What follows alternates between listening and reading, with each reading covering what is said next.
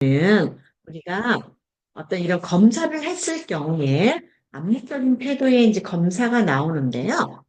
우리가 특정자 좋다, 나쁘다 이런 것들이 인종이던가 성별, 개념이 얼마나 빠르게 연결되는지 측정하는 무의식 태도를 평가할 때 암묵적 태도, 암묵 연합 검사라는 게 있다고 합니다. 그래서 이걸 받아야 될지 모르겠습니다. 저 결론적으로 볼 때 이런 거를 측정하는 검사에서 결론적으로 볼 때 사람들은 같은 태도 대상에 대해서도 서로 다른 명시적 태도와 암묵적 태도를 가질 수 있다라고 이야기하고 있습니다. 결론적으로 볼 때. 명시적인 태도도 할 수 있고요. 암묵적인 태도도 가질 수 있지 않을까요? 요거 검사가 아니어도 검사보다 정확한 어떤 측정이 나오긴 하겠죠. 그렇게 가질 수 있다고 얘기 나오고 있고요.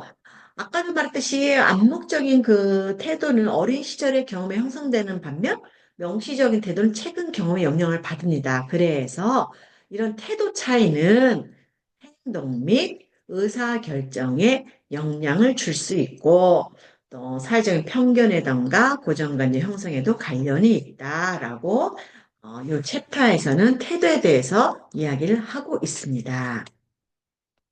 태도의 종류를 지금 다 봤고요. 그렇다면 언제 태도가 행동으로 예언하는가? 네.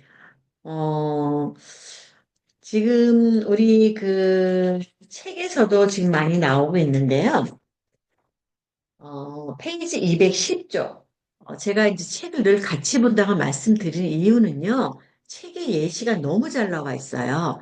이것을 번역하시는 우리나라 이제 번역가들도 잘 번역을 했고요. 이게 외국에서 들어온 책이다 보니까 번역도 쉽게 잘 돼 있어요. 그럼에도 불구하고 여기는 모두 예시가 굉장히 많습니다. 그래서 예시만 보면은 책 그냥 이렇게, 이해하는 데 도움이 많이 되거든요. 그래서 이런 기업 같은 데는 태도가 변하면 행동도 변할 것이다. 그거에 기대하고 광고를 이제 투자하고 또 그런 저기 태도를 이제 가지고 있다라고 얘기합니다. 그래서 연구에 따르면 태도와 행동은 항상 일치하지 않습니다. 맞죠? 우리가 어떤 그 태도를 할 때는 행동할 때는 이게 일치한다 그러면은 우리는 굉장한 고정관념을 가지고 가는 거죠. 그 고정관념이 어, 사람과 사회적 생활할 때 고정관념이 크게 때로 유익할 수도 있겠지만 사람과 사람 관계에서 그렇게 유익하진 않다는 거 우리 선생님들 다 아시죠? 지금 그 얘기게요. 앞에서 말했던 담배 광고도 마찬가지입니다. 이 기업들이 그 담배 광고를 할 때는 요 담배 광고를 통해서 어떤 그런 이제 보여지는 태도, 광고가 누가 하냐 그런 보여지는 태도에서 행동할 때 변한다는 거죠. 그래서 어떤 우리 강구의 힘은 조금 더 네 번째 챕터에서 우리가 강구의 힘이 어느 정도인지를 조금 이따 우리가 볼 것입니다. 그래서 1930년대에 이제 라피어란 연구에서는 미국 내 아시아인에 대한 편견의 강했음을 이제 보여주는 연구를 했는데요. 중국인 커플을 대부분 이제 시설 서비스를 이제 받는데 사실 중국인 커플들이 왔다 가면 굉장히 호텔에 이제 어, 좀 약간 지저분한 형태의 모습들이 굉장히 많다고 얘기들을 많이 좀 들었던 것 같아요. 그럼에도 불구하고 이제 다음부터 중국 사람들 받지 말아야지라고 했는데 태도나 행동이 그렇지 않은 거죠. 받지 말아야지라고 태도는 했습니다. 그러나 행동은 어때요? 다음에 또 받았다는 거죠. 그 이야기가 지금 우리가 이제 챕터에 나오는 겁니다. 그래서 이 연구들은 태도가 항상 행동을 예측하지 못한 보여주고 있으나 또 어떤 게이의 커플이던가 이런 숙박을 허용하고 또 다음부터 허용하지 말아야지 하면서도 또 결과는 또 똑같이 나왔다는 거죠.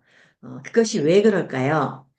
아무래도 이제 그 호텔에 경제적인 도움을 주고 또 어떤 그런 매출 같은 게 연결이 되니까 그렇겠지요. 근데 사실 안 받고 싶다고 합니다. 저희도 외국 가면 그런 얘기 많이 해요. 그 커피 포트를 쓰지 말아라. 뭐 죄송하지만 중국인들이 여기 뭐 와서 거기다가 뭐 양말을 쌓고 막 이런 얘기 막 하시거든요. 저희는 보진 않았어요. 그럼에도 불구하고 계속 받는다는 거죠. 그러니까 저희도 외국 여행 갈 때 어때요? 이렇게 접이식 같은 어떤 그런 그 커피포트를 싹스 갑니다. 거기를 잘 안 써요. 그리고 이제 종이컵 같은 걸 좀 챙겨가고, 아니, 우리 컵을 좀 챙겨가서, 이렇게, 저희는 이제, 저보다 폈다는 컵도 많이 있지 않습니까? 그런 걸 가지고 가서, 저희 걸 웬만하면 하려고 하는 거죠. 그럼에도 불구하고 거기서 계속 사람들을 봤습니다. 그러니까 이게 태도하고 행동이 불일치한 현상이 많이 보이는 거죠. 이제 그렇게 보면 될 것 같아요. 그래서 특정 조건이라는 것은 특정 조건이면 일치한대요. 왜?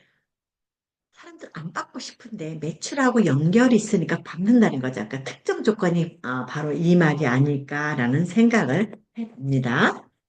그래서 행동을 예측하는 데 영향을 미치는 요인 중에서 행동의 요인이 나오는데요. 즉흥적인 거가 있느냐, 개혁적인 행동을 하느냐.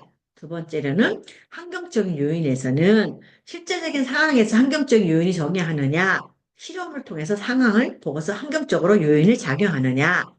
태도의 강도, 강할수록 행동과 일치할 가능성이 높다고 이야기하고 있습니다.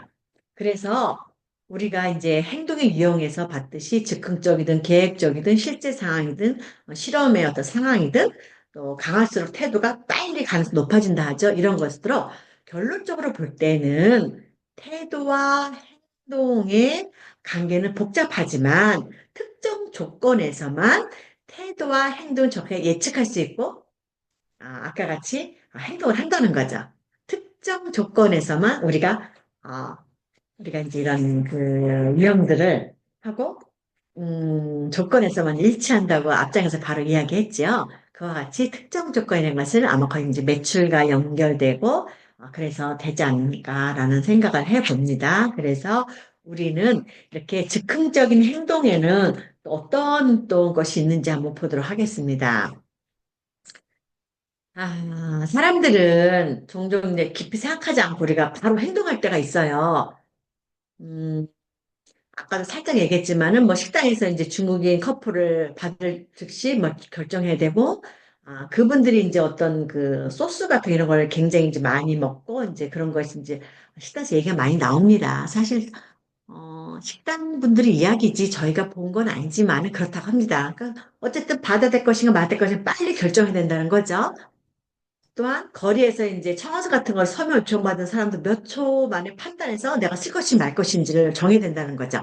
그렇게. 그래서 이 즉흥적 행동은 접근하기 쉬운 태도에만 예측할 수가 있다고 이야기하고 있습니다. 그래서 태도의 접근성이라는 것은 특정 대상과 이에 대한 평가가 얼마나 강하게 연결되어 있는지를 의미하고 사람들은 어떤 대상에 대해 얼마나 빠르게 반응하는지를 통해 측정할 때 즉흥적 행동을 한다라고 이야기하고 있습니다.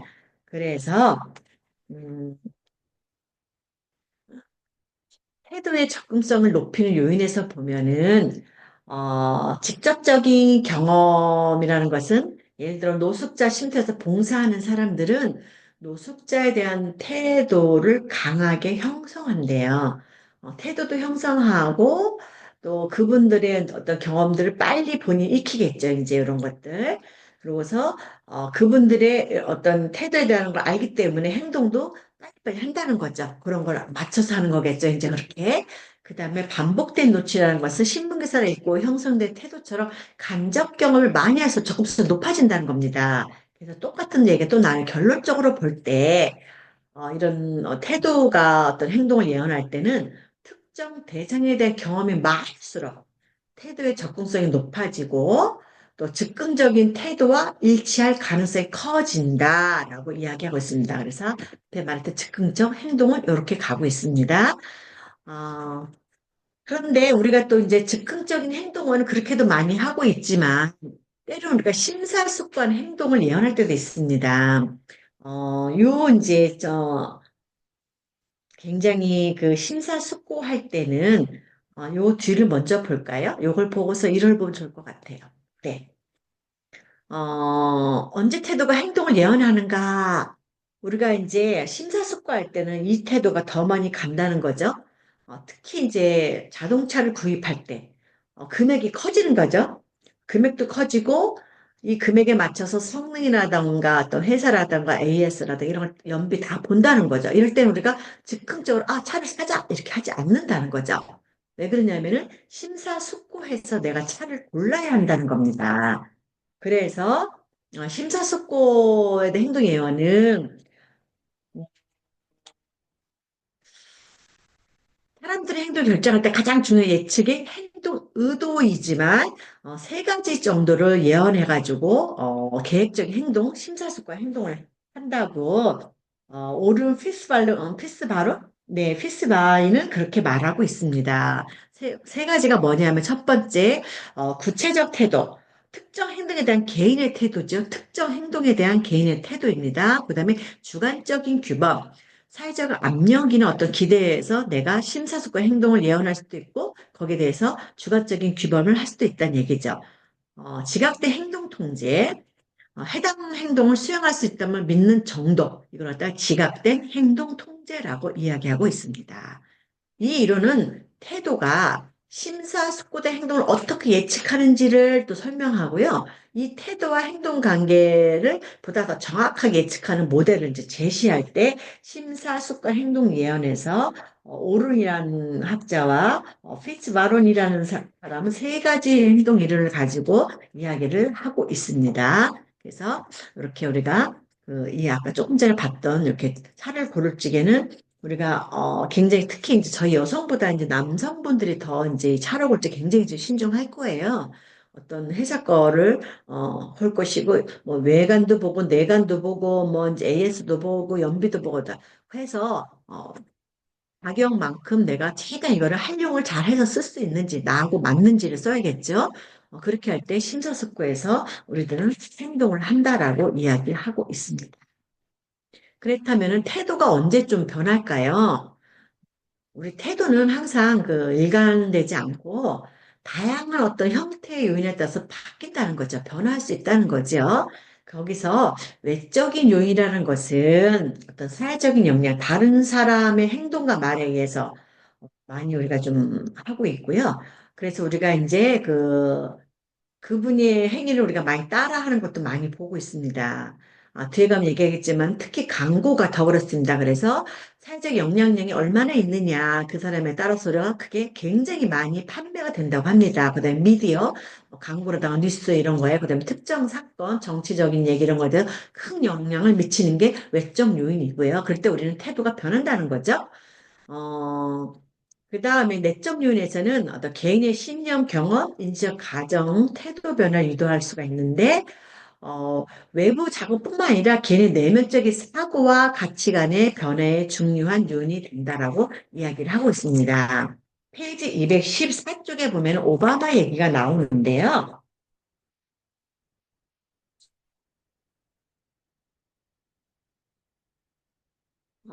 혹시 책 있으시면은 우리 같이 한번 보시면 좋을 것 같아요. 214쪽에 오바마 얘기가 나온 걸 제가 한번 읽어드리겠습니다. 한번 들어보시면 좋을 것 같아요. 우리는 다양한 태도를 정했고 태도의 행동을 계속 예언하고 어떤 것이 종류가 있고 지금 앞에서 지금 배워왔거든요. 예를 들어 미국 대통령의 인기는 종종 놀랄만한 속도로 오르내리락 하는데 2009년에 이제 오바마 대통령 취임을 한 직후에 미국인이 67%가 이제 오바마의 이제 업무 수행에 지지하는 것으로 나타났다고 합니다. 그런데 경기 회복이 식어갈 때 2010년대 경기가 좀 안 좋을 때는 오바마의 지지율이 47%로 떨어졌다고 합니다. 그 후로 2011년 5월에 어떤 미 해군 특수부대에 급습하면서 오바마 빈 라덴을 사살한 직후 그 지지 다시 60% 올라갔다는 거죠. 수직 상승한 거였죠. 그가 재선을 선거했을 때에도 57%를 기록했다고 합니다. 그랬다가 다시 또 2014년도에는 또 한 40%선 떨어졌고요.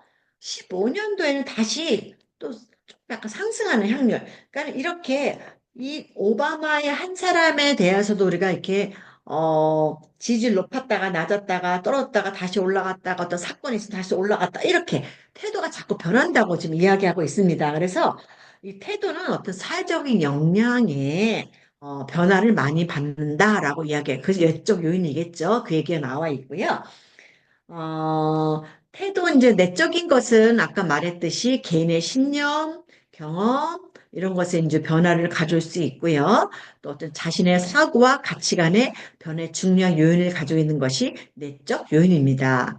우리 선생님들은 외적 요인의 태도가 변하십니까? 아니면은 내적 요인의 내가 태도가 변하는가요? 태도 변화는 외부 환경과 개인의 내적 인지가 함께 작용하여 이루어진다라고 이제 태도 변화의 결론을 이야기하고 있습니다. 그렇다면은 이 태도 중에서도 행동 변화를 통한 태도 변화가 어떤 것이 있을까요? 인지 부조화 이론가의 뭐 재해라는 이제 또 부제목이 있네요. 우리 인지 부조화 이제 우리 배웠죠. 우리 지난 시간에. 그래서 사람들은 자신의 태도와 불일치하는 행동을 하면 어때요? 마음이 불편스럽거든요. 그래서 그때 부조화를 경험하고요. 이를 해결하기 위해서 태도를 빨리 변화시킨다는 거죠. 우리 지난 시간에 우리 육장에서 배웠습니다. 우리 선생님들. 그래서 인지 부조화 이론이라는 것은 자신이 믿는 가치관과 어떤 모순된 행동을 했을 적에 자기가 가지고 있는 가치관, 근데 거기에 맞춰 모순된 행동을 했을 때 불편함을 느끼는 게 부조화라고 얘기했죠. 부조화의 반대가 조화죠. 우리는 조화로운 사람이 되려고 늘 노력하고 있는 것입니다. 그래서 불편한 게 부조화예요. 자기가 가지고 있는 어떤 신념, 가치가 이런 것에 행동했을 때 불편함을 느끼는 거죠. 이럴 적에 그 태도의 변화를 시키려는 경향이 좀 있죠. 빨리 바꾸려고 하는 사람은 그나마, 저 사람은 굉장히 인격적으로 괜찮은 사람이야. 그러나 그 태도를 바로 바꾸지 않고 계속 자기의 고집을 세울 때 우리는 어때요? 요새 20대, 30대들 말로 우리는 꼰대가 되는 것이겠죠. 그런 얘기입니다. 그래서 그 얘기가 좀 나와 있고요. 그 다음에 이제 예시로 뭐 흡연에 대한 얘기가 나오고 있는데요. 요건 우리 선생님들이 좀 읽어보시면 좋을 것 같아요. 제가 뭐 또 책에 있는 건 아까 한 개 읽어드렸으니까 선생님들 보시면 또 이해가 좀 빠르실 것 같아요. 그 다음에 대규모 태도의 변화 방법에는 개인의 태도를 바꾸는 것은 가능하지만 대규모가 이제 큰 규모를 적용하기는 어렵다는 거죠. 그래서 강고나 설득 커뮤니케이션 같은 전략이 필요하다고 합니다. 우리가 개인적인 태도를 바꾸는 것은 사실 내가 빨리 사고를 바꾸면 되는 거거든요. 저도 늘 상담을 하지만 우리 찾아오는 내담자들의 그 사고를 바꿔준 거 진짜 움직인 거 약간 이 1분 각도? 그 각도 살짝 옮기는 게 그렇게 어렵습니다. 생각에 가지고 있는 자기만의 어떤 가치관을 바꾸는 게 굉장히 어렵습니다. 또 그러다 보니까는 그걸 안 바꾸다 보니까는 약간 심리적으로 이제 많은 이제 병적인 걸 가지고 오시고 또 병원에서도 또 진단을 받아 오십니다. 그 각도만 바꾸면은 어, 치료가 더 빨라지거든요. 근데 그 각도를 굉장히 안 바꾸세요. 그러니까 우리는 이분이 아픈 사람이다라고 생각을 하는 겁니다. 우리 건강한 사람들은 생각의 각도를 빨리 바꿉니다. 내가 아닐 때는 뭐 사갈 수도 있고 아니면 더 좋은 쪽으로 내가 하려고 노력도 하고 이게 빨라집니다. 그러니까 판단이 빨라지는 거죠. 그런데 이렇게 건강하지 않는 분들은 아프신 분들 또 신경정신과 약을 먹고 치료받으신 분들 그 각도가 굉장히 안 바뀝니다. 좀 늦어요. 그러다 보니까 그분들에게 우리가 이제 그 약물 치료를 꼭 하라고 이야기한 이유가 바로 거기 있습니다. 병원에서 진단해주고 약물들 치료 이렇게 진단해주고 약을 줄 때는 꼭 먹어야 되는 겁니다. 안 먹고서 심리 상담만 받는다고 낫는 게 아니고 약도 먹으면서 심리 상담을 같이 받는 효과가 엄청 빠릅니다. 그래서 약은 약대로 효과가 있는 거고요. 심리 상담은 말 그대로 심리 쪽의 마음을 빨리 바꿔주는 거예요. 근데 약은 어떤 뇌에 문제가 있으면 뇌에 대한 약을 먹어야지요. 당연한 거죠. 팔에 문제가 있으면 팔에 대한 걸 먹어야지요. 그런데 사람들은 그냥 어떤 때를 보면은 나 그냥 상담만 받으면 날 거야라고 잘못 오해하는 분들도 많이 계시는데요. 저는 그렇게 약물 치료 어떤 병원에 진단받으신 분들 약물하고 꼭 같이 챙겨 드시면 제가 꼭 체크를 좀 많이 합니다. 그럴 적에 효과가 더 좋다는 걸 얘기하고 있고요. 그래서 즉 인지 부조화를 활용하면 태도를 변화시키지만 보다 효과적인 것은 대중의 설득 방법이고요. 그 방법이 우리가 뒤에서 배우겠지만 이제 강고에 많은 힘이 실려 있다고 이야기하고 있습니다. 그렇다 그러면 우리가 이제 이렇게 설득, 커뮤니케이션과의 태도의 변화는 또 어떤 것이 있을까요? 설득 커뮤니케이션을 통해 효과적으로 태도를 변화시키려면 그 요소가 있는데요. 그 첫 번째로는 그 주요 요소가 누가, 무엇을, 누구에게 말하는가에 따라서 달라진다는 거죠. 그래서 여기서 누가 전달하는 사람이 누구인가? 그 사람이 진짜 신뢰할 만한 사람인가? 매력적인가? 좋은 인지가 있는가? 거기에 따라서 그 설득력이 굉장히 뛰어나다는 거죠. 그래서 유명 배우를 쓴다던가 노벨상 수상자 쓴다던가 아니면 전문가들을 써서 이야기를 나누는 것입니다. 그래야지 우리 듣는 사람이 거기에 빨리 설득이 되고 또 효과가 더 배로 일어난다는 거죠. 비전문가가 얘기할 때는 사실 전문가 아니기 때문에 그건 나도 알고 있어라는 그런 생각이 더 많이 들어가게 돼 있는 거죠. 그래서 무엇을 메시지를 어떤 사람이 어떻게 그걸 가지고 전달했는가에 따라서 굉장히 달라진다는 거죠. 그래서 논리적으로 근거를 가지고 접근하느냐, 아니면 감성적인 접근을 가지고 접근하느냐, 뭐 이런 거. 그다음에 강한 주장을 할 때가 있고, 부드러운 또 이렇게 접근을 할 때가 있는데, 어, 그 전달 방법에서 누가 어떤 사람이 어떤 방식을 가지고 누구에게 우리가 이제 받을 태도 사람의 태도를 어떻게 할까 그리고 거기에 대해서 그 누구인가 메시지를 전달할 때 예를 들어 흡연이면 흡연에서 적대적인가 호의적인가를 알 때 더 효과가 빨리 알 수 있다는 거죠. 그런 얘기고요. 그래서 이건 제가 광고의 힘에서 할 건데 약간 살짝만 우리가 이야기가 지나간다 그러면은 한동안에 우리가 그 전지현의 그 치킨 광고 기억나실 거예요. 누가? 전지현이가 무엇을? 치킨을 굉장히 감성적으로 또 굉장히 부드러운 모습을 가지고 선전했던 광고 기억나실 거예요. 그거 우리는 치킨을 굉장히 또 우리나라 사람 좋아하고요. 외국인들 지금 치킨 엄청 좋아하는 거 아시죠? 전지현이가 그 배우가 그 치킨 선전할 때 광고할 때 중국인이라서 그 치킨을 그렇게 많이 먹었답니다. 꼭 먹어야 할 우리나라 여행 중에 탑 1위 식품이 치킨이었다고 합니다. 아마 지금도 거의 그럴 것 같습니다. 프라이드 치킨 그렇게. 그거는 조금 이따가 제가 광고의 힘 네 번째 가서 좀 더 우리가 깊이 이야기를 하도록 하겠습니다. 그래서 그런 얘기가 나오고 있고요. 그 다음에 우리가 이제 아까도 말했지만 대중의 광고 전략에서는 전문성을 강조한 신뢰가 높은 전문가가 있어야지 우리가 빨리 거기에 대해서 접근을 빨리 한다는 거죠. 그 다음에 감성적으로 이제 했을 경우에 접근이 좀 빨라지고요. 변화 접근이 빨라지고요. 또 좀 이야기를 해주는 그분이 메시지 톤, 공감적인 메시지냐, 아니면 강하게 이야기하냐에 따라서 우리 이제 설득력이 굉장히 뛰어나다고 합니다. 그래서 결론적으로 볼 때 설득 커뮤니케이션의 태도 변화는 효과적으로 설계하려면 전달자가 누구이냐, 어떤 메시지를 전하느냐, 또 우리가 듣는 우리에게 종합적으로 그 특성들 잘 고려할 때 설득의 커뮤니케이션은 굉장히 상승되어서 제품을 판매하고 이럴 때는 효과가 엄청 뛰어나다고 합니다. 그래서 요 설득 커뮤니케이션에는 이제 어떤 태도가 있는데 중심적인 경로가 어떻게 되느냐에 따라 또 달라진다고 합니다. 무엇을 중심으로 해야 되느냐 그것은 논리적이고 메시지의 질이고 또 정부의 신뢰성이죠. 어떤 배우가 어떻게 논리적으로 그거를 이야기하느냐 전지현이 그 치킨을 가지고 어떻게 이야기를 하느냐 메시지 전달하느냐 그 사람에 대해서 우리가 어떤 신뢰도를 가지고 있느냐 그 사람이 하고 있는 그 회사 치킨 회사에 어떤 신뢰성을 가지고 이런 것이 굉장히 설득의 핵심이 된다는 말씀이겠죠? 그래서 요 경로를 통해서 할 때에는 아까 말했듯이 논리적인 설득력 주장을 제시해야 돼 하고요. 또 우리가 알아야 될 것들을 정확하게 꼬집어서 그 맛을 이야기해 줄 적에 그래서 사진 같은 거, 영상 같은 걸 많이 보여주죠. 유명인들이. 우리는 그거 보고 시각적인 자극이죠. 그게 그거를 보고 우리는 설득을 당하고 태도를 변화하고 있습니다. 음, 그렇다 그러면은 우리가 이제 그 사람들의 이제 주의를 끌고 태도를 변화시켜 공포를 이용할 수 있는 그 광고가 대표적인 게 아마 그 담배 광고 아닐까 싶어요.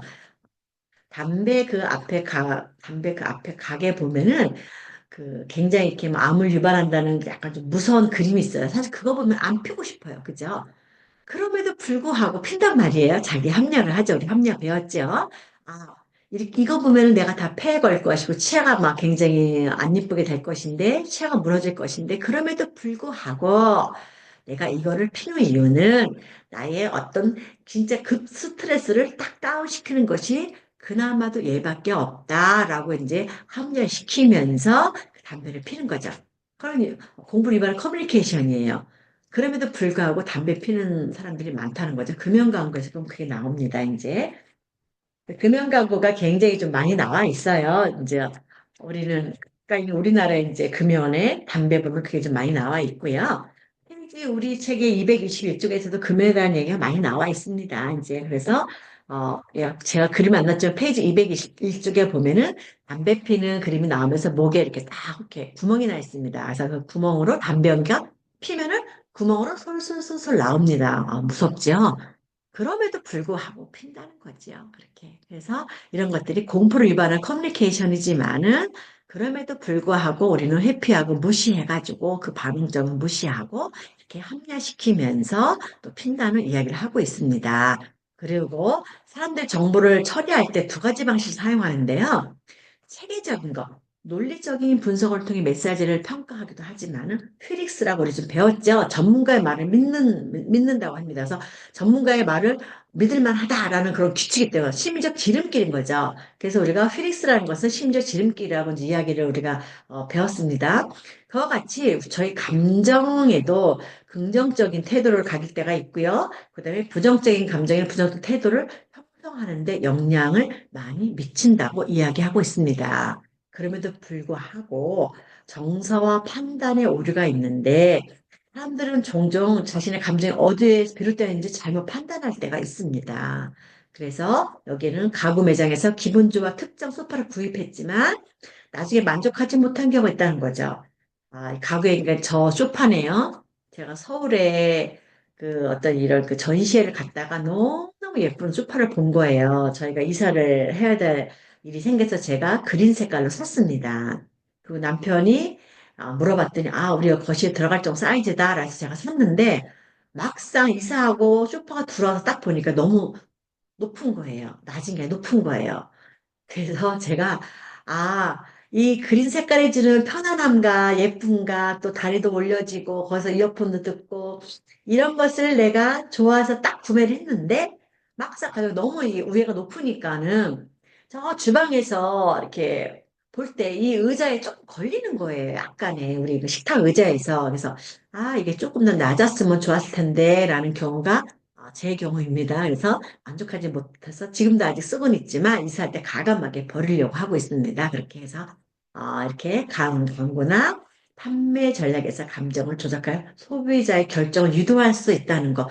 그거 할 때 굉장히 그분이 막, 이 소파는 뭐 이런 기능이 있습니다. 뭐 다리도 올리고 누울 수도 있고 여기 앉아서 이어폰들을 듣고 또 이렇게 그 전화기도 충전이 되고요. 그리고 또 블루투스 됩니다. 막 이렇게 굉장히 이분이 설명도 잘했고 전 색깔이 너무 예뻤어요. 그린 색깔이라. 그래서 거기에 맞춰서 우리 싱크대 문도 그린으로 했습니다. 싱크대가 다 예쁜데 다 색깔은 맞았습니다. 그런데 뒤에 올라오는 게 너무 높아서 제가 좀 식탁에 우리 앉았을 때 식탁이 조금 낮았으니까 불편하다라는 생각을 제가 가졌습니다. 좀 그런 얘기가 지금 정서적인 오판이네요. 제 이야기네요, 바로요. 네.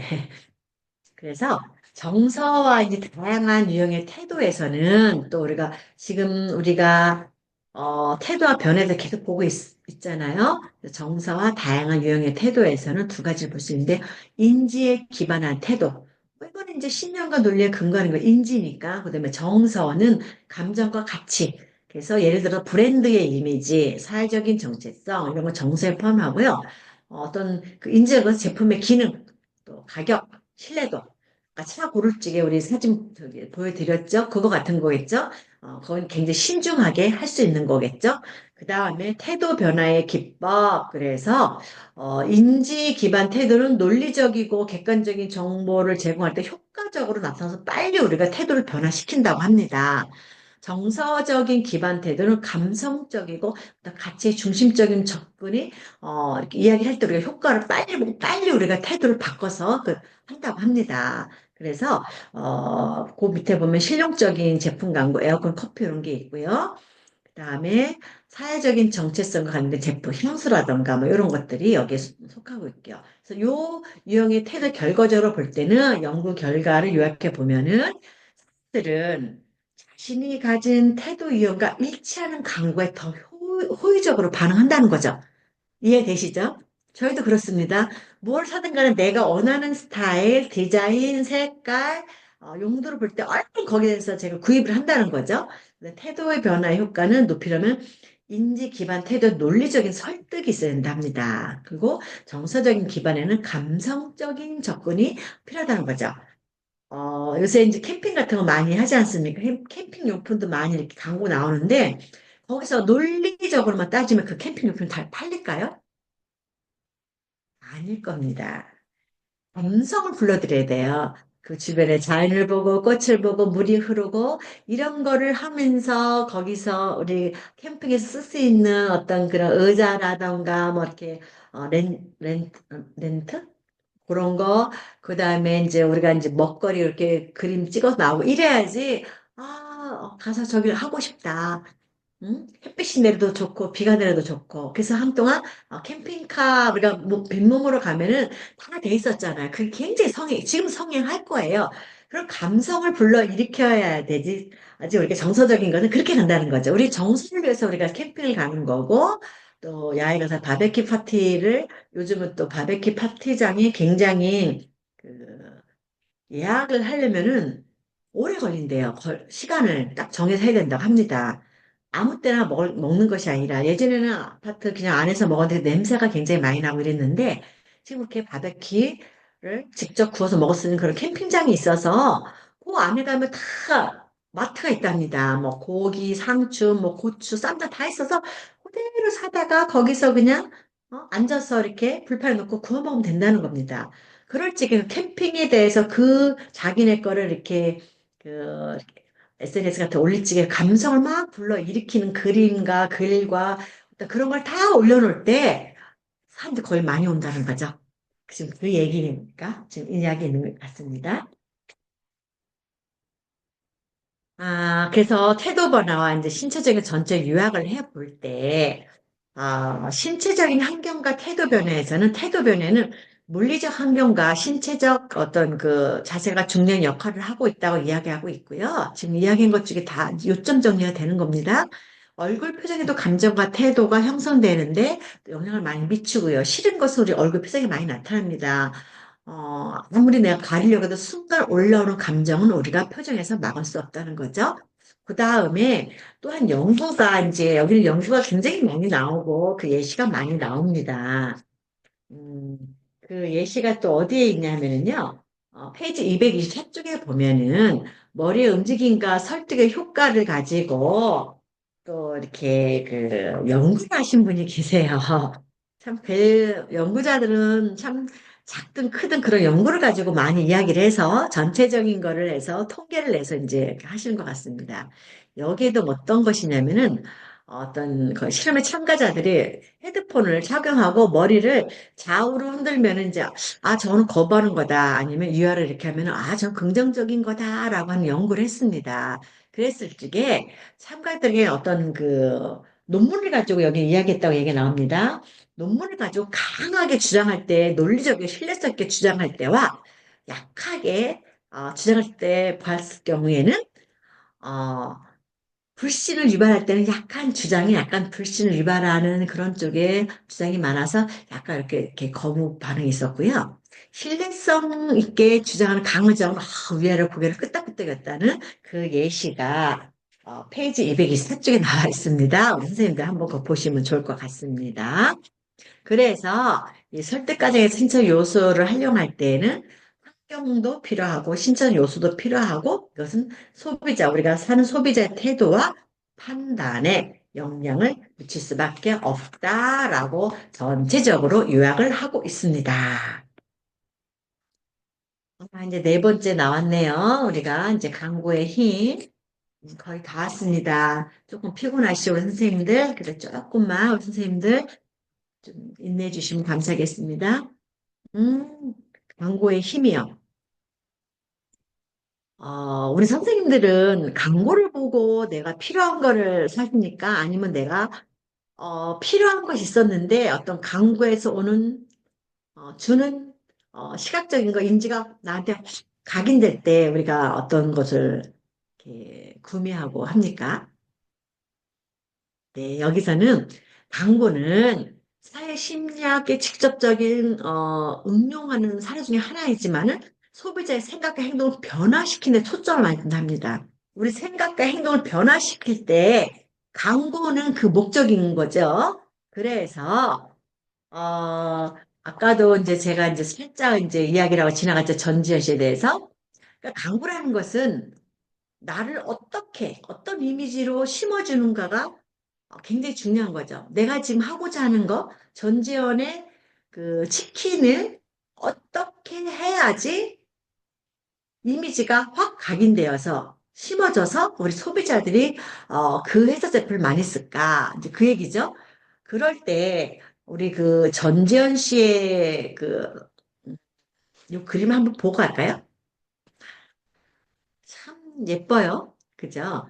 BHC라는 이제 치킨을 그때 지금은 또 바뀌었을지 모르겠어요. 할 때 유명 연예인이기도 했지만은 지금 앞에 놓여 있는 그 노란 후라이드 치킨 있죠. 저 색깔. 그러고서 뭔가 모르겠어요. 그 아삭하게 올라오는 후라이드의 그 맛있죠. 그 색깔이 노랄 때는 되게 깨끗하고 잘 튀겨졌을 거라는 어떤 그런 생각 있죠. 그러면서 그 전재수의 그 손 올리는 그 표정 있죠. 이것 때문에 전지현 쌤이 표정 연기가 굉장히 돋보여서 그 당시 BHC가 엄청 이렇게 상승했다 합니다. 돈 엄청 벌었다 합니다.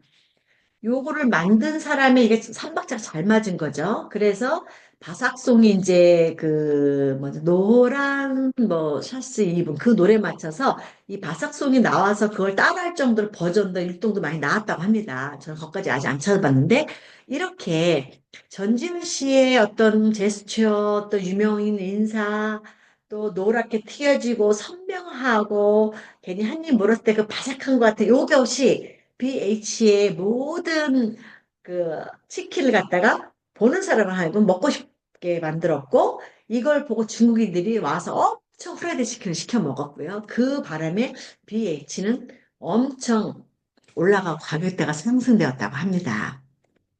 지금 광고에는 이렇게 하는 거 생각과 행동을 변화시킨데 생각과 행동을 변화시킨 초점을 두는 거죠. 그래서 많은 사람들이 광고를 다른 사람에 영향을 미칠지 몰라도 나는 괜찮아라고 생각하는데 그 오해라는 거죠. 왜 그러냐면은 연구 결과에서도 얘기가 나왔습니다. 우리는 인식하는 것보다 훨씬 더 큰 영향을 미친대요, 광고가. 나는 안 그럴 거야. 나는 안 살 거야. 근데 우리가 즉흥적으로 이렇게 소비할 때도 어때요? 막상 가서 보고 또 그 나오신 사장님의 어떤 설득력있다 우리가 즉흥적으로 많이 하거든요. 그러니까 그런 광고가 굉장히 큰 영향을 미친다는 거죠. 이제 그 얘기가 나와 있습니다. 그 다음에는 전지현 씨 봤고요. 저는 이제 제가 뭐 커피를 좋아해서 그런지 모르지만은 네, 저는 이 공유 씨의 이제 커피 지금도 아마 좀 카누 하고 있지 않은가요? 제가 예전 거를 한번 또 찾아봤습니다. 이 공유 씨가 이제 커피를 할 때, 이 되게 잘생겼죠? 굉장히 부드럽죠? 어, 이 공유 씨를 보면은 커피를 좀 마셔야 될 것 같은 느낌이 딱 들어요. 그리고 커피 차라 그런가요? 거기에서 이렇게 칸 딱 열면서 이렇게 이제 그런 모습 보면은, 그래, 나도 커피 한 잔 마셔야지 하고 커피를 타러 갑니다. 저 같은 경우도 커피를 좋아하기도 하고, 그러니까 저하고 딱 맞는 거예요, 이미지가. 그래, 지금 커피를 좀 마셔야 되는데, 그래, 저런 분위기가 나고, 이런 거 있죠.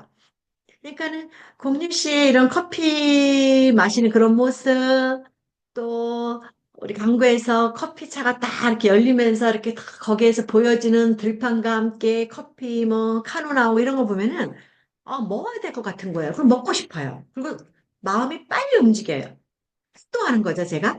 그래서 공유 씨가 다른 어떤 그 드라마도 도깨비인가도 많이 나왔죠. 근데 사실 거기서도 이미지가 좋았지만은 다 연결이에요. 아, 저 사람 굉장히 푸근하다는 그런 게 굉장히 많이 있다는 거죠. 그래서 커피가 주는 어떤 정서적인 거 이런 것들을 나 공감이 됐을 때 얼른 커피를 먹고 싶은 욕구가 더 많아진다는 거죠. 지금 그 얘기를 하고 있고요. 그래서 광고가 이제 어떻게 영향을 주는가 이제 뭐 두 가지 얘기를 다 했기 때문에 굳이 제가 뭐 이렇게 안 해도 되지만 그래도 한번 읽고 넘어가겠습니다. 태도와 이제 변화의 접근법에서 정서적인 접근법이 있고 인지적인 접근법이 있다는 거죠. 그래서 정서적으로 할 때는 아까 이제 감정 호소를 해야 하고 그 브랜드의 어떤 긍정적으로 감정이 연결될 때 많이 사 먹는다 합니다. 청량 음료 같은 거 있죠? 뭐 코카콜라 또 맥주 선전 이런 거 보면은 그 유명한 우리 탤런트 분들이 시원하게 마시면서 할 때 뭐 카스인가 선전도 보면은 저는 술을 안 마시지만은 굉장히 그래 저거 뭐 시원한가 봐 이런 느낌 오면서 좋아하는 남편은 그래서 커피 저기 시원하게 저기 맥주 한 잔 마셔야겠다. 또 하도 마시고 그러다 봅니다. 그래서 이렇게 이런 감정을 자극하는 것이 정서적인 거라는 얘기죠. 그래서 그렇게 나와 있고요. 그다음에 인지적인 접근법에서는 아까 논리적이어야 합니다. 그래서 속쓰림을 치료하는 광고일 때는 효과가 빠르다고 얘기를 해야겠죠. 효과도 없이 그냥 네, 그냥 속쓰림에 좋습니다라고 이야기하는 것보다 이것이 이렇게 입을 통해 들어가서 우리 이제 그 창잘 타고 넘어갈 때 효과 빠른 거를 보여줬을 때 빨리 우리 소비자들이 구매를 결정한다는 거죠. 우리가 이제 TV에서 홈쇼핑 같은 데 보면은 음, 레몬 같은 거 특히 그런 거 선전할 때 보면은 굉장히 이제 빨리 사야 될 것 같은 느낌이 많이 들어요. 옷도 마찬가지고 어떤 주방용품도 마찬가지입니다. 마무리 막 살 것 같은 느낌 막 주게끔 호스트가 막 이야기를 합니다. 그럼 나도 모르게 이제 마음이 빠져서 딱 클릭할 때가 있거든요. 그런 거라니까. 인지적 접근법도 잘 쓰는 거죠, 그렇게. 그런 거 있고요.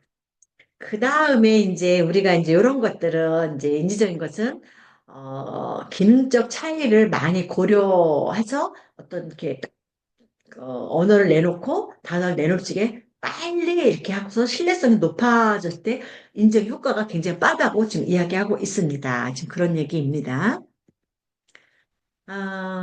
그렇다면은 광고에 대한 고정관념이 문화는 또 어떤 것이 있을까요?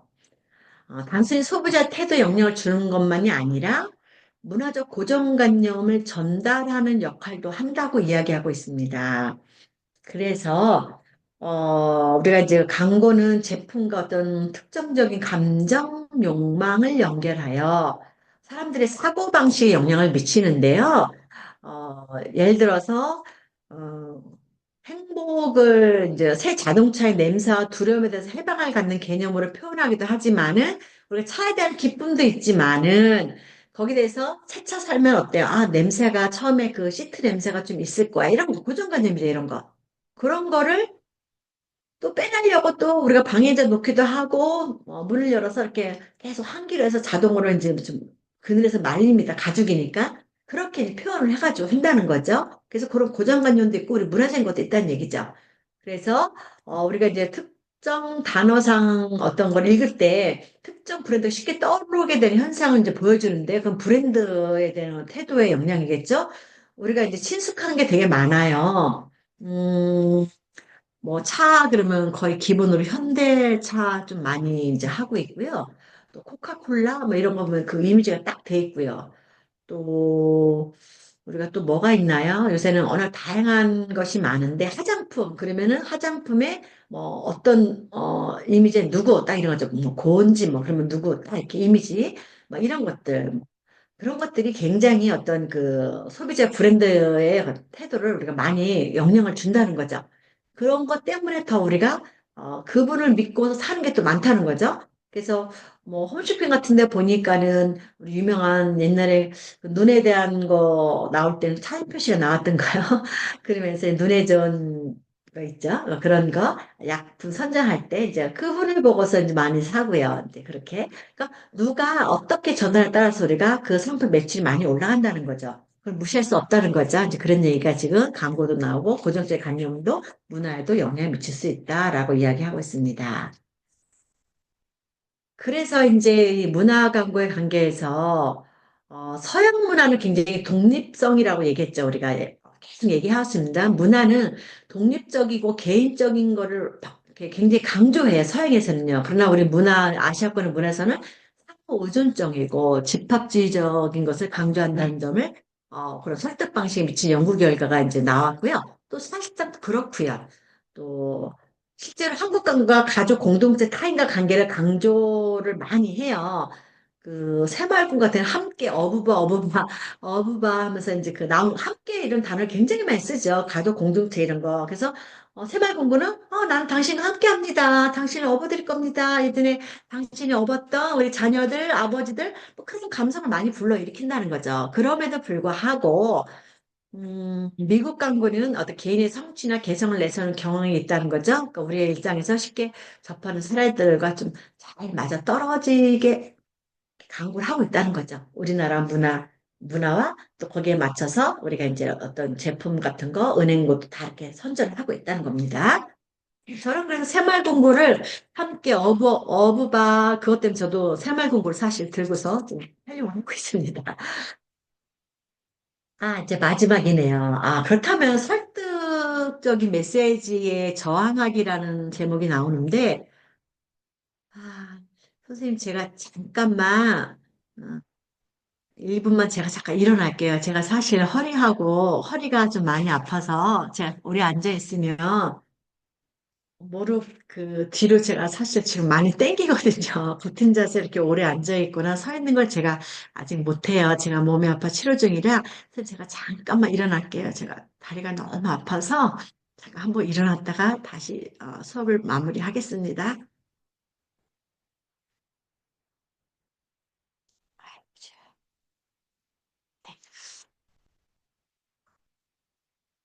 우리 선생님들 건강 좀 많이 좀 챙기시기 바랍니다. 네, 선지적인 메시지에 이제 저항하기 위해서 태도적인 것이 있고요. 거기에 연구 사례가 있고요. 태도적인 거라는 것은 자신의 태도와 반대되는 주장을 미리 알았을 때 면역성의 태도의 면역이에요. 반박하는 연습을 하면은 어떤 강한 설득력에도 내가 흔들리지 않는다고 말하는 것이 태도 면역입니다. 음, 여기 페이지 좀 넘고 보고 갈까요? 네. 페이지 235쪽에 많이 나오네요. 이제 예시도 많이 나오고요. 그래서 그 사례를 보면은 페이지 235쪽에 실험에서 사람들이 자주 양치질을 많이 하잖아요. 그래서 우리 예전에 그 삼산삼이라는 그 양치질법 나왔죠. 뭐, 밥 먹고 3분 이내에 하루에 3번, 밥 먹고 저기 3분 이내에 네 이렇게 그 3분 동안 닦아야 된다 뭐 이렇게 해서 333 얘기 나왔던 거 좀 기억이 나네요. 그래서 그렇게 우리가 알고 있는 문화였고 이랬는데 여기 연구소에서 그거를 반대로 이제 짧게 이제 약간 이제 안전적으로 노출시킨 겁니다. 그랬더니 요때 했던 사람들이 어떤 반응이 원래 이제 열심히 하루에 3번씩 3분 동안 세 번을 닦아야 되는데, 거기에 대해서 너무 이를 닦고 나면은, 뭐, 이러이러한 어떤 공격적인 글을 써가지고, 이제 실험할 때 썼다고 합니다. 그랬더니, 양치질 열심히 했던 사람들이, 내가 너무 이를 많이 닦아서, 그러면 치아가 좀 닳았나? 아니면 치아가 마모되나? 아니면 잇몸에 내가 상처가 났나? 이렇게 또 하는 거죠. 그러니까 설득의 메시지라 이렇게도 나올 수 있지만은, 우리가 어떻게 이야기를 들려주냐에 따라서 약간의 저항도 한다고 이야기하는 겁니다. 그래서 우리가 이제 실생활에서 나의 어떤 신념과 가치관을 바꾸려 할 가능성이 크다고 할 때는 어떤 그 반대적인 거를 생각해보고 대비하는 것이 효과적인 저항 방법이라고 얘기하고 있습니다. 나의 신념과 가치관을 바꾸려 할 가능성이 클 때, 실생활에 적용할 때 그러니까 그걸 다른 사람이 자기를 막 자기가 원하는 것을 우리에게 이야기하려고 할 때, 또 신념 가치관을 바꿔주고 싶을 때, 이런 분들이 있지. 약간 오지랖 넓으신 분이라 하는가? 이런 분들이 있습니다. 그럴 적에, 아, 물건 팔아 오신 분들 이런 게 또 되게 많거든요. 그럴 적에 내가 이거를 좀 생각해보고, 그걸 대비하려고 할 때, 굉장히 저항할 때 효과적이라고 이야기하고 있습니다. 해보시면 될 것 같고요. 관적 광고에 대해서 경계를 해야 된다. 그래야지 설득의 메시지에 우리가 저항할 수 있다라고 합니다. 간접적인 광고입니다. 어, 앞에서도 말했지만은 기업들이 굉장히 이제 많은 TV 광고를 많이 하고 있어요. 그래서 간접적으로 어떤 제품을 많이 홍보하기도 합니다. 요새는 드라마에 보면은 이렇게 대놓고 이렇게 그 딱 비춰주면서 광고 나오시는 거 아시죠? 예전에는 약간 이제 사이드 이렇게 약간 이름을 가리고 이렇게 광고가 떴던 것 같아요. 드라마 속에서 뭘 마시거나 뭐 이렇게 할 때. 근데 요즘은 그렇지 않은 것 같습니다. 최근에 본 드라마 중에 하나가 샴푸가 아예 이름이 딱 나와요. 무슨 무슨 샴푸 그래가지고 깜짝 놀랐어요. 그래서 그러니까 오직하면은 보는 사람들 같이 보는 사람들이 저 업체가 얼마나 여기다가 많은 광고비를 적게 저렇게 대놓고 광고를 할까라고 이야기합니다. 그죠? 그래서 우리가 이 프로그램에서 심사위원들이 특정 브랜드 음료를 마시는 모습이라던가 영화 속의 주인공 자동차를 타는 거라던가 이런 것들이 우연이 아니라는 거죠. 그리고 이런 것들을 SNS에 게시물에 올리찌게 이런 광고 효과를 굉장히 많이 본다 그래요. 우리가 인식하지 못했던 것들이 광고를 보고서 내가 받아들이기 때문이라는 거죠. 근데 이런 것들이 우리 성인들은 그런데 아이들에게는 굉장히 취약적이라 해요. 뒤에서 나오겠지만은 또래 아이들에게 내가 왕따 안 당하고 은따 안 당하려고 아이들이 담배도 같이 피고 술도 같이 마시고 이런 게 굉장히 많습니다. 지금도 학교에서 학교 부정 아이들을 보면은 이런 현상이 굉장히 많이 가지고 있습니다. 그래서 아이들에게는 굉장히 취약적이죠. 이런 간접 광고들이. 직접적 광고도 하지만은 그거를 드라마 속에서 흘러서 비춰지면서 지나갈 때 이런 것들이 아이들에게는 또 이게 판단할 수 있는 어떤 그런 것이 우리 어른보다 조금 이렇게 낮잖아요. 이러다 보니까 굉장히 취약점이 있다라고 볼 수 있고요. 그 다음에 이제 우리가 광고 목적을 비판적으로 바라보는 습관 사실 길러야 돼요.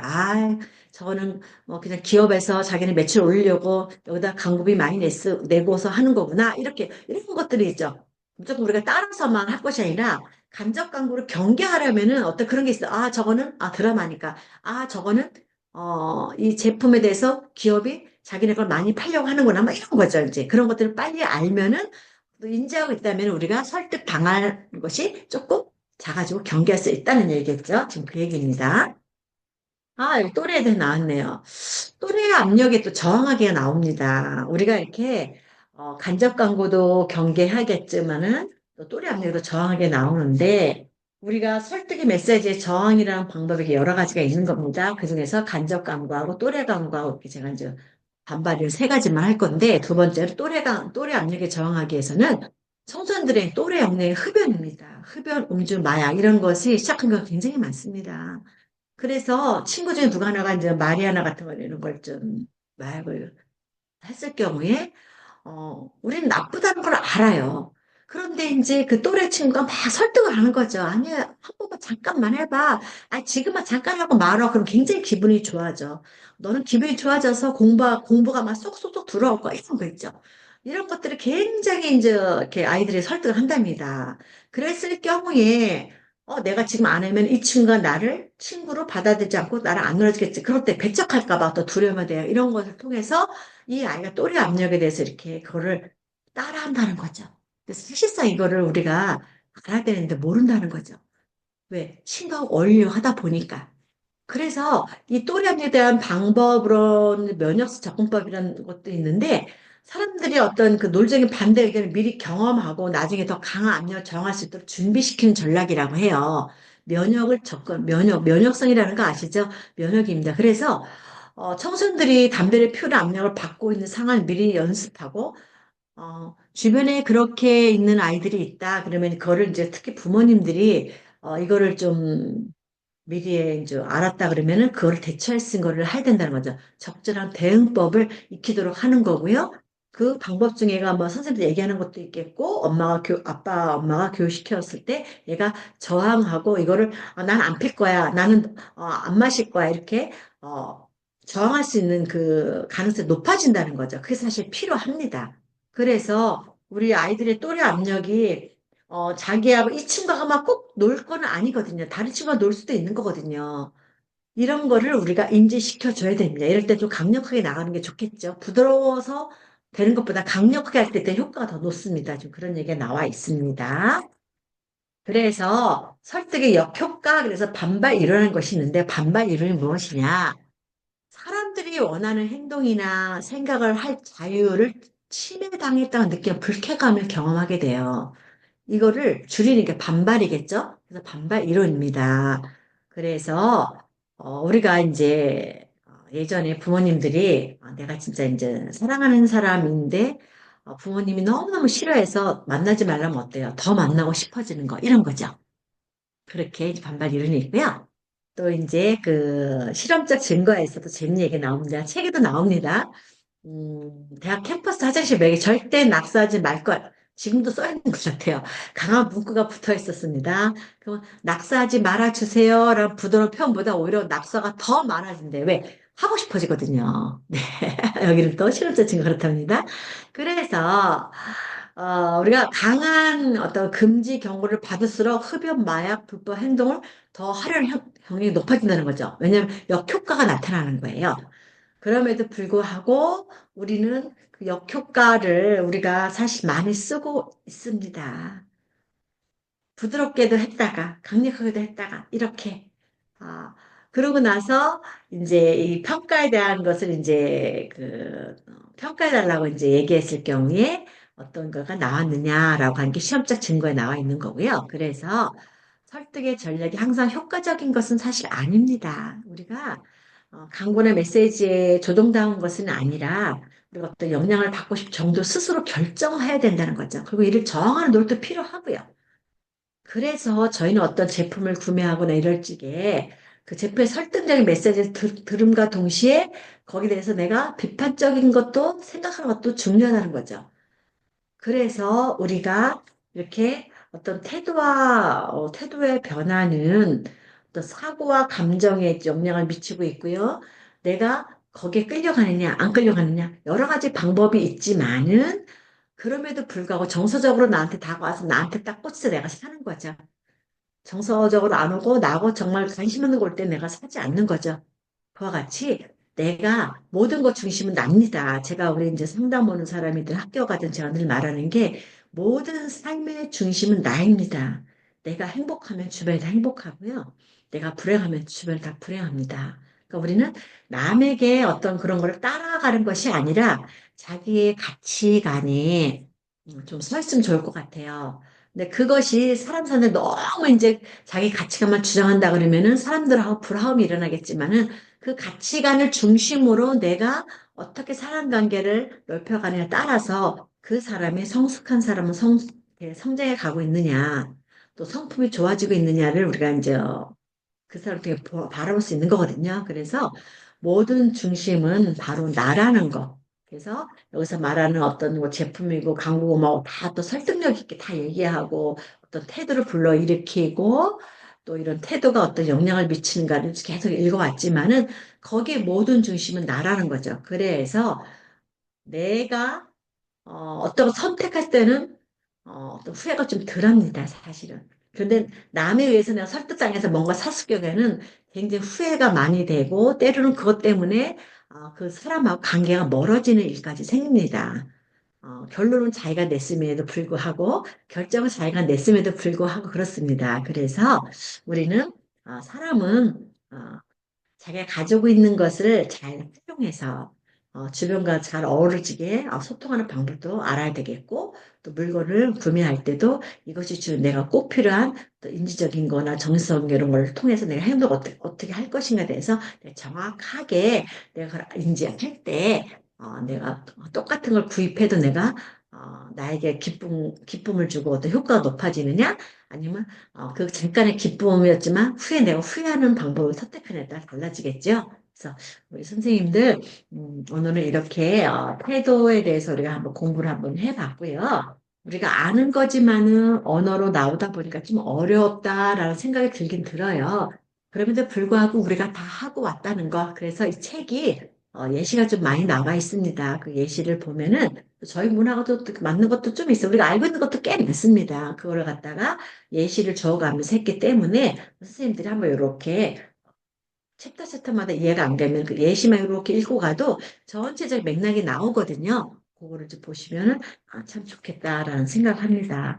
우리 선생님도 오늘 여기까지 제가 할 거고요.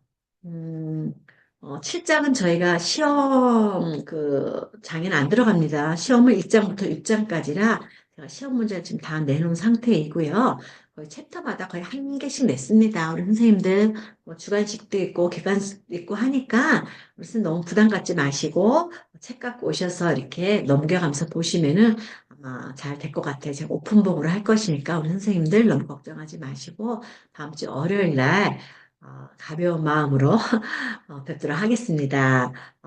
다시 한번 또 광고 드려요. 혹시 과제를 다 하신 분은 그날 프린트해서 저한테 주시면 더욱더 감사하겠습니다. 못하신 분들은 후에도 꼭 저한테 이메일을 보내주셔야 합니다. 그래서 그거 과제나 시험은 학교에서 보관을 해서 공교부에 나중에 우리가 보여줘야 할 때는 우리가 보여줘야 되기 때문에 우리 선생님들 그거는 좀 아시면 좋을 것 같습니다. 그래서 우리 선생님들 어, 그 과제 같은 거를 우리가 할 때 우리 선생님들께서 조금 신경 써 주셔서 하시면 좋을 것 같습니다.